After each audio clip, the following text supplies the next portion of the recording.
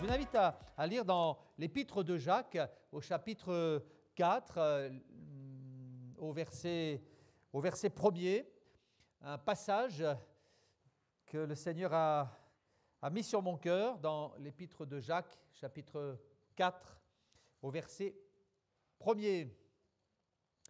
On laisse le temps de trouver le texte dans la Bible, donc c'est bien, je le répète, qu'on vienne à l'église avec sa Bible, donc, et qu'on suive dans la Bible le texte qui est lu. Voilà, Jacques chapitre 4, verset 1er. « D'où viennent les luttes et d'où viennent les querelles parmi vous ? N'est-ce pas de vos passions qui combattent dans vos membres? Vous convoitez, vous ne possédez pas, vous êtes meurtriers, envieux, et vous ne pouvez pas obtenir. Vous avez des querelles et des luttes, et vous ne possédez pas, parce que vous ne demandez pas. Vous demandez et vous ne recevez pas, parce que vous demandez mal, dans le but de satisfaire vos passions. Adultères que vous êtes, ne savez-vous pas que l'amour du monde est inimitié contre Dieu? Celui donc qui veut être ami du monde se rend ennemi de Dieu. Amen. » Je voudrais attirer votre attention sur le dernier verset que nous avons lu où le Seigneur nous dit ceci: « Ne savez-vous pas que l'amour du monde est inimitié contre Dieu? Celui donc qui veut être ami du monde se rend ennemi de Dieu. » Le titre de ma prédication ce matin, c'est « Ami du monde ou ami de Dieu ». Ami du monde ou ami de Dieu. Est-ce que vous avez des amis? Oui, je sais que certains comptent leurs amis sur Facebook. Plus ils ont d'amis, plus ils sont contents. Certains me disent, moi j'ai 300 amis, 400 amis, 800 amis. C'est formidable d'avoir autant d'amis, hein? Voilà. Ce que je sais, c'est que Dieu désire être notre ami. Ça, c'est quand même plus intéressant. Avoir Dieu pour ami, c'est formidable. Dieu désire être mon ami, ton ami. Les hommes de la Bible, pour beaucoup, étaient appelés amis de Dieu. Lorsque on lit le récit de vie d'Abraham, il est écrit qu'Abraham fut appelé l'ami de Dieu. Donc, il y avait une relation intime entre le Seigneur et Abraham. Lorsqu'on lit les pages qui nous relatent la vie de Moïse, eh bien, on s'aperçoit que Moïse était aussi ami de Dieu. Dieu parlait avec Moïse comme un homme parle à son ami, dit l'Écriture. Donc, il y avait une réelle complicité entre le Seigneur et Moïse. Et lorsqu'on tourne les pages des psaumes, le psaume 25 nous dit que l'amitié de Dieu est pour ceux qui le craignent. Et je sais que David avait lui aussi tissé une véritable amitié avec le Seigneur, et ces hommes qui étaient des hommes de Dieu étaient amis de Dieu. Alors on va parler de l'amitié, ami de Dieu ou bien ami du monde. Jacques nous dit ceci: celui donc qui veut être ami du monde se rend ennemi de Dieu. Parce qu'en réalité, il y a un problème. Et ce problème, c'est qu'on ne peut pas être ami du monde et ami de Dieu en même temps. Et il y a un moment où on doit choisir. Ces deux amitiés ne sont pas compatibles. Si tu veux développer une amitié réelle, authentique avec le Seigneur, il va falloir que tu repousses l'amitié du monde, l'amitié que le monde te propose. Et si tu es ami du monde, tu ne pourras pas développer une relation d'amitié avec le Seigneur, et il va falloir à un moment choisir. On ne peut pas être ami de Dieu et ami du monde en même temps. Ce n'est pas compatible. Il y a des choses qui sont incompatibles, et quand on essaye de les marier l'une avec l'autre, ce n'est pas possible. Ami du monde ou ami de Dieu, il faut choisir. La Bible nous le dit et nous le répète dans l'évangile de Jean. Écoutez ce passage au chapitre 15 et au verset 18, je lis: « Si le monde vous hait, sachez qu'il m'a haï avant vous. » C'est Jésus qui parle. « Si vous étiez du monde, le monde aimerait ce qui est à lui. Mais parce que vous n'êtes pas du monde et que je vous ai choisi du milieu du monde, à cause de cela, eh bien, le monde vous hait. Souvenez-vous de la parole que je vous ai dite. Le serviteur n'est pas plus grand que son maître. S'ils m'ont persécuté, ils vous persécuteront aussi. Ils ont gardé ma parole, alors ils garderont aussi la vôtre. » Jésus dira clairement à ses disciples, avant de partir dans la gloire, « Vous n'êtes pas du monde. » Et cette parole va rester marquée dans la mémoire de l'apôtre Jean, à tel point qu'il va la placer dans son évangile. Jésus a dit, « Vous n'êtes pas du monde. Je vous ai choisi du milieu du monde. » Nous sommes dans le monde, mais nous ne sommes pas du monde. On n'est pas du monde.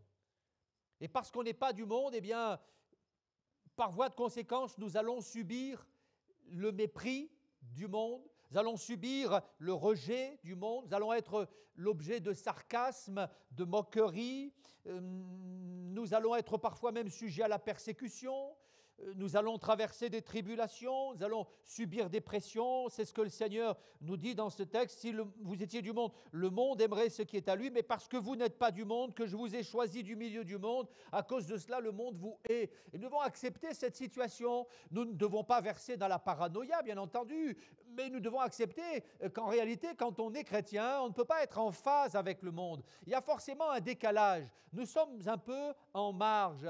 Nous sommes dans le monde, nous travaillons, nous allons au restaurant, au cinéma, nous allons faire nos courses au supermarché. Voilà, nous vivons tout simplement. Mais en réalité, il y a quand même un décalage. L'esprit du monde n'habite pas en nous, en tout cas si nous sommes amis de Dieu. Et alors, nous allons subir parfois le rejet, la moquerie, le mépris. Nous allons subir même des pressions. L'Église subit des pressions politiques, des pressions médiatiques, des pressions sociales pour nous faire changer, mais nous devons tenir ferme dans nos positions. Nous ne sommes pas amis du monde et nous ne sommes pas appelés même à plaire à ce monde, à pactiser avec ce monde. Le monde entier, dit l'apôtre Jean, est sous la puissance du malin. Donc il y a dans ce monde un esprit, c'est l'esprit du malin. Cet esprit, l'apôtre Jean l'appelle aussi l'esprit de l'antéchrist.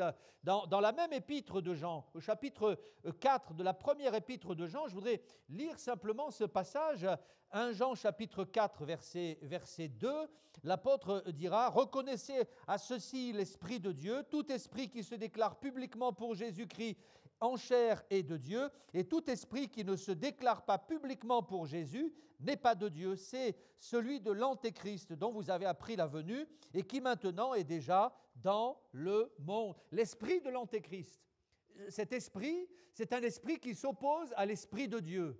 L'esprit de l'antéchrist, eh bien, c'est l'esprit du monde. Et il était déjà présent à l'époque de l'apôtre Jean, à l'époque de Jésus. Il est encore là, il agit dans l'ombre, il agit en secret, mais il agit.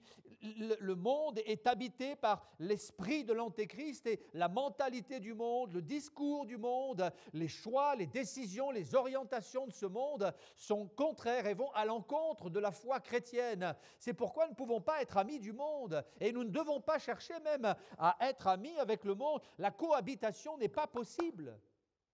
N'est pas possible. Et plus le temps va passer, et plus nous allons être en décalage avec ce monde. Plus le temps va passer, et plus nous allons être mis en marge, taxés de gens bizarres, de gens étranges, parce que nous prions, parce que nous lisons la Bible, parce que nous croyons que la Bible, c'est la parole de Dieu. Et plus le temps va passer, plus nous allons subir les pressions sociales, les pressions médiatiques, les pressions politiques même, mais nous devons camper sur nos positions, nous voulons ne pas nous laisser perturber et réaliser que si l'esprit de l'antéchrist agit, celui qui agit en nous, c'est l'esprit de Dieu et c'est lui qui nous rend forts. Alléluia! Pour ne pas cohabiter avec le monde, avec l'esprit de ce monde en tout cas. Ce n'est pas possible. Ceux qui ont voulu cohabiter avec le monde se sont retrouvés littéralement piégés, broyés, anéantis. Dans la Bible, les exemples ne manquent pas. On pourrait citer Lot, le neveu d'Abraham, qui avait vu l'exemple de ce géant de la foi, Abraham. Abraham avait refusé de pactiser avec le roi de Sodome qui était venu pour mettre en place un arrangement.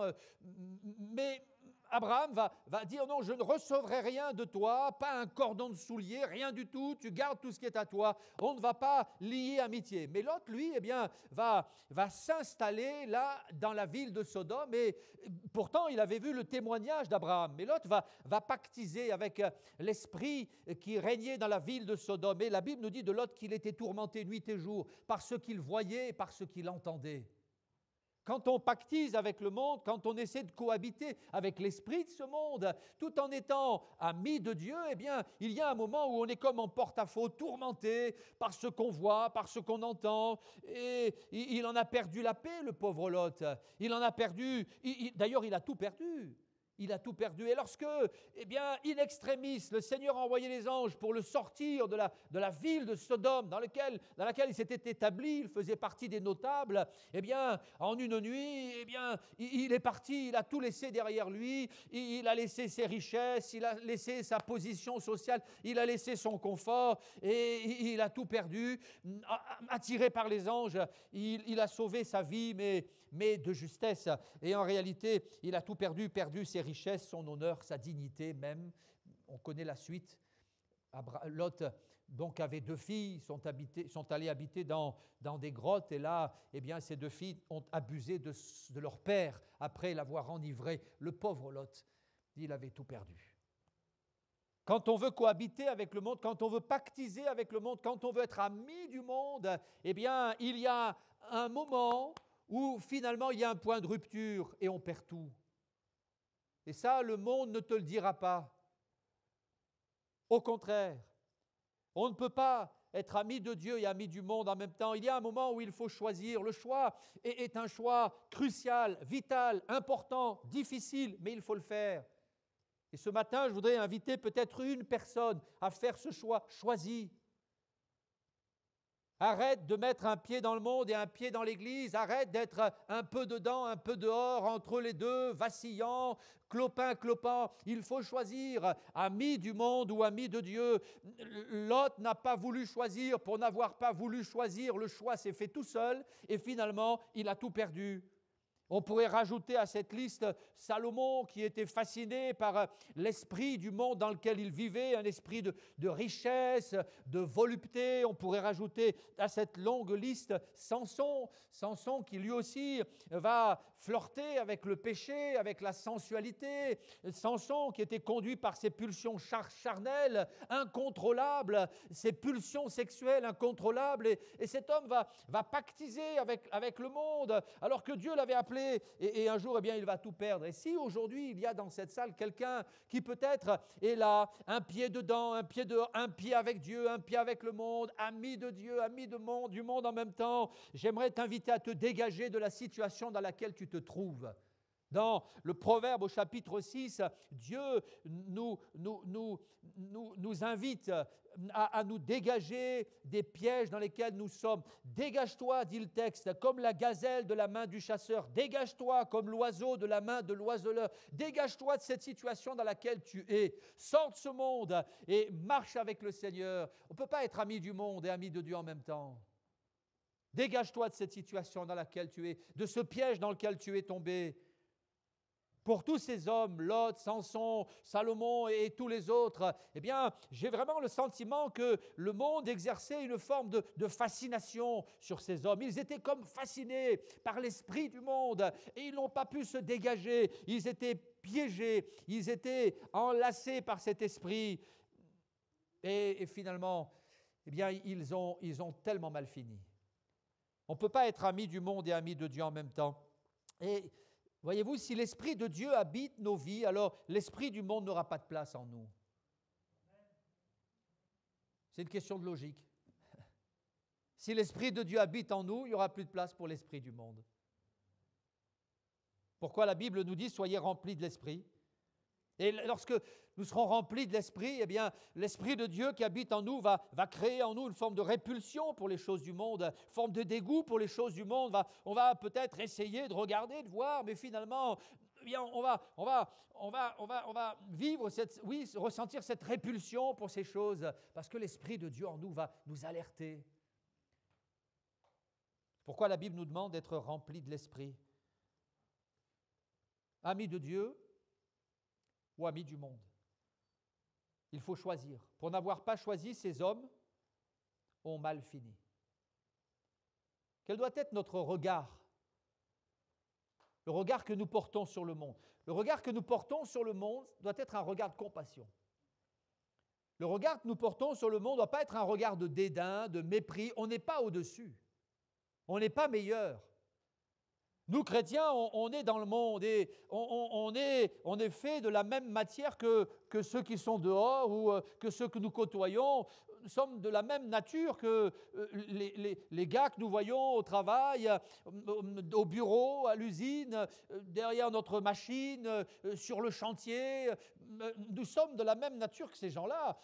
On est fait pareil. On est de la même nature. On ne doit pas regarder le monde avec dédain, avec mépris, mais avec compassion. Avec compassion, la Bible dit que Dieu a tant aimé le monde. Vous savez, c'est surprenant parce que dans la Bible, il est écrit dans la première épître de Jean, au chapitre 2, au verset 15, « N'aimez pas le monde ni les choses qui sont dans le monde, car si quelqu'un aime le monde, l'amour de Dieu n'est pas en lui. N'aimez pas le monde. » Voilà ce que nous dit le Seigneur. Et dans Jean 3,16, je lis, « Car Dieu a tant aimé le monde. »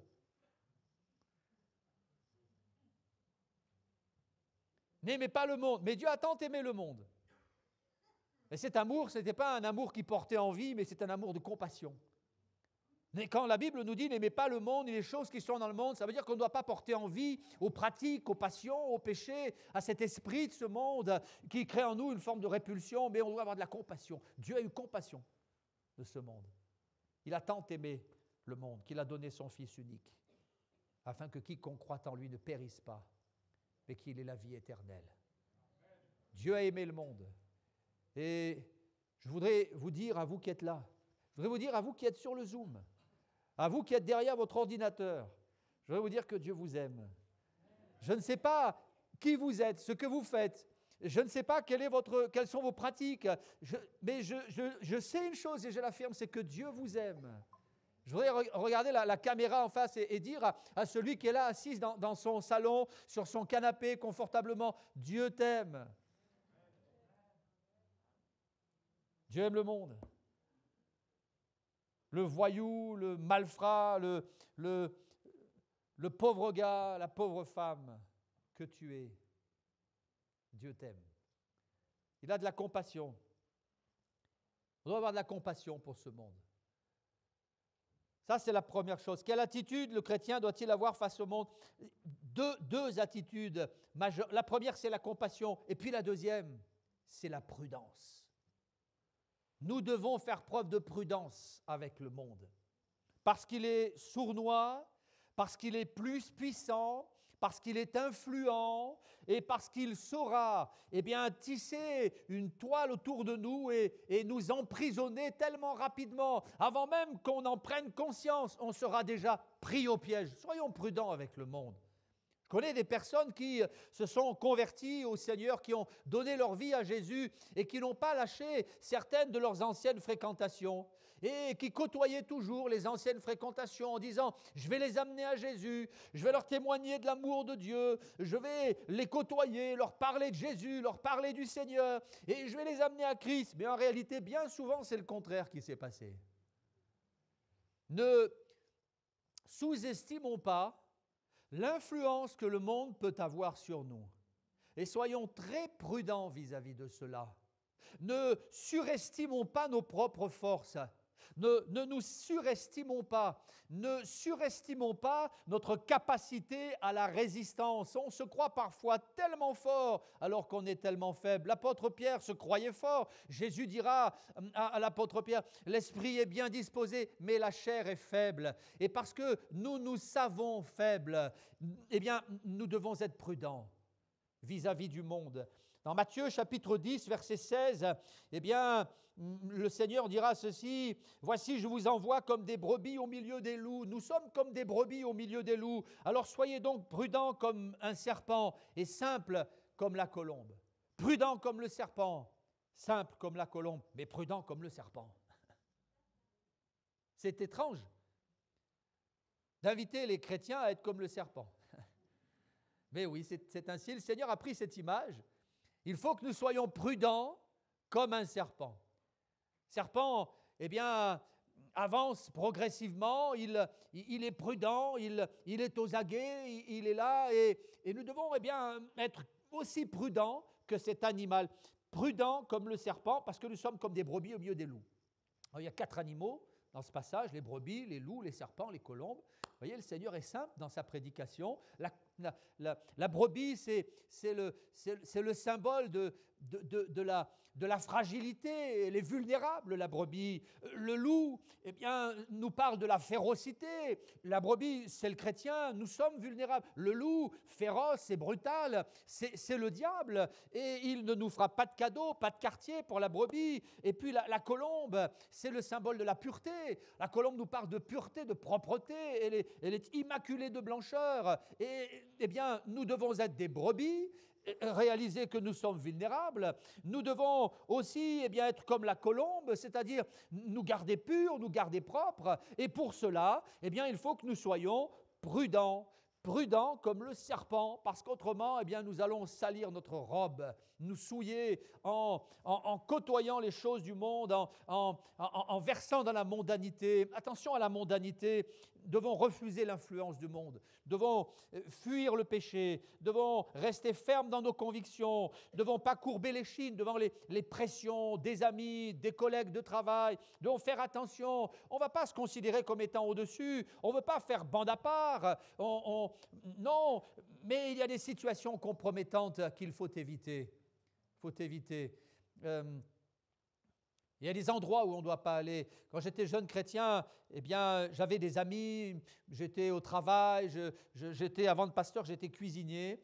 Donc, il y avait toute une équipe qui était là et parfois, on finissait le travail à minuit et demi, à 1h du matin et puis après, on allait boire un pot, on se retrouvait là dans un endroit, on buvait une bière et je me disais, il faut quand même que je fasse pas bande à part. Alors, quelquefois, je suis allé et là, j'étais avec les amis, on était là, et puis un verre, un deuxième, un troisième, et un jour, je me suis aperçu qu'ils me poussaient à consommer de l'alcool.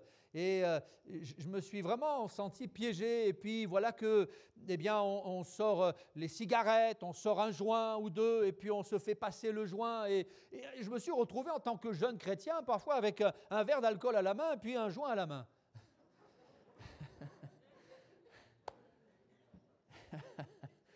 Oh, frère! Et là, je me suis dit, mais qu'est-ce que je fais là? Mais qu'est-ce que je fais là? C'est pas possible. Je ne peux pas être ami de Dieu et ami du monde en même temps. Et là, c'était mes premières expériences de marche chrétienne et je me suis aperçu que c'est bien d'être là, de se mêler aux gens du monde pour ne pas faire bande à part, mais il faut faire aussi attention à certaines situations compromettantes qui vont nous attirer sans qu'on s'en aperçoive sur le terrain de l'ennemi et finalement on se retrouve piégé. On est piégé. Je vous envoie, dit le Seigneur, comme des brebis au milieu des loups. Donc on est au milieu des loups et on ne doit pas se fabriquer une cabane au fin fond de la forêt, au sommet d'une montagne pour se retrouver tout seul. Non, ce n'est pas le principe. Le chrétien doit se fondre dans la société, il doit être présent là dans la société, mais il faut qu'il soit prudent. Prudent comme le serpent pour rester simple et pur comme la colombe. Alors, tenons ferme dans nos convictions, ne courbons pas l'échine devant les pressions, n'essayons pas de ressembler au monde. Et si on nous dit qu'on est bizarre, gloire à Dieu, tant pis pour eux. Je préfère être un bizarre heureux qu'un pas bizarre malheureux. Qu'est-ce que vous en pensez? Oui. Tant pis pour ce qu'on pensera de moi. On ne doit pas avoir peur d'afficher la couleur, d'afficher notre foi quand on nous le demande. Ne devons pas être de ceux qui, dès qu'ils rentrent au travail, brandissent une pancarte en disant « Je suis chrétien ». Non, on n'est pas là pour ça. On ne va pas au travail pour faire des disciples, pour persuader, convaincre. Non, vous savez, le simple fait de ne pas vivre comme les autres, déjà, croyez-moi, ça va faire tâche. Ça va se voir. Ça va susciter de la surprise, de l'interrogation, des questionnements. Et déjà, ça sera pas mal. N'ayons pas peur de vivre différemment, tout simplement. Paul dira, je n'ai pas honte de l'Évangile. C'est la puissance de Dieu pour le salut de tous ceux qui croient. Je n'ai pas honte de l'Évangile. Je n'ai pas honte. Nous ne devons pas être des chrétiens clandestins. Nous ne devons pas cacher notre foi. Tout simplement nous sommes chrétiens, nous sommes différents, nous le revendiquons, et c'est même pas la peine de le crier sur les toits, ça va se voir tout de suite. Alors, ce matin, je ne sais pas si une personne est concernée par ce message. Peut-être y a-t-il une personne, un gars, une fille, un homme, une femme, qui est entre les deux. Je voudrais te dire qu'il faut choisir. On ne peut pas être ami de Dieu et ami du monde. Si tu restes dans cette situation, tu finiras par tout perdre. Nous sommes des enfants de Dieu et nous voulons le rester. Et ce qui m'intéresse, ce qui m'importe, c'est d'avoir l'approbation de mon Père qui est dans le ciel. L'approbation du monde, si je l'ai, c'est bien, c'est bien. On n'est pas là pour se mettre le monde à dos. Si j'ai l'approbation du monde, tant mieux. Mais si je ne l'ai pas, tant pis. Ce qui m'importe, c'est d'avoir l'approbation du Seigneur. Alors, mon message est terminé. Je ne vais pas en rajouter ni répéter ce que j'ai déjà dit. Simplement, je voudrais laisser cette pensée sur votre cœur. Celui qui veut être ami du monde se rend ennemi de Dieu. Alors, faisons un choix. Refaisons un choix. Nous l'avons peut-être fait il y a longtemps. Alors ce matin, nous allons peut-être le refaire. Le Seigneur nous appelle à être ses amis. Nous voulons lui dire, Seigneur, j'accepte cette amitié et je ne veux pas jouer sur deux tableaux. Je veux me livrer à toi, rejeter toutes ces choses qui m'éloigneraient de toi et me livrer tout entier entre tes mains. Seigneur, je veux être ton ami, je veux rester ton ami et je ne veux pas me laisser détourner ni à droite ni à gauche. Nous allons prier le Seigneur ensemble. Nous allons baisser nos têtes et prier. Seigneur, il n'y a rien de plus formidable que de réaliser que tu es notre ami. Nous qui étions ennemis de Dieu, tu es venu nous chercher et tu nous as sauvés, sortis de la boue. Et nous savons que l'ennemi de notre âme voudrait à nouveau nous attirer dans ce monde pour nous plonger dans la boue, dans la fange. Alors Seigneur, aide-nous à garder notre robe propre, notre vêtement propre. Nous voulons être comme des colombes, mais aussi comme des serpents. Nous voulons être prudents, Seigneur, et je veux te louer pour cette belle amitié qui s'est tissée entre toi et moi au fil des ans et te demander pardon pour les fois où j'ai trahi cette amitié et te demander de m'aider, Seigneur, à rester ami de Dieu, comme l'était Moïse, comme l'était Abraham. Oui, Seigneur, nous voulons être tes amis, Seigneur, et nous détourner de ces choses qui pourraient parasiter notre communion avec toi. Merci, Seigneur, pour ce message qui nous interpelle et qui nous rappelle combien il est important d'être prudent. Loué soit ton beau nom, Seigneur. Amen.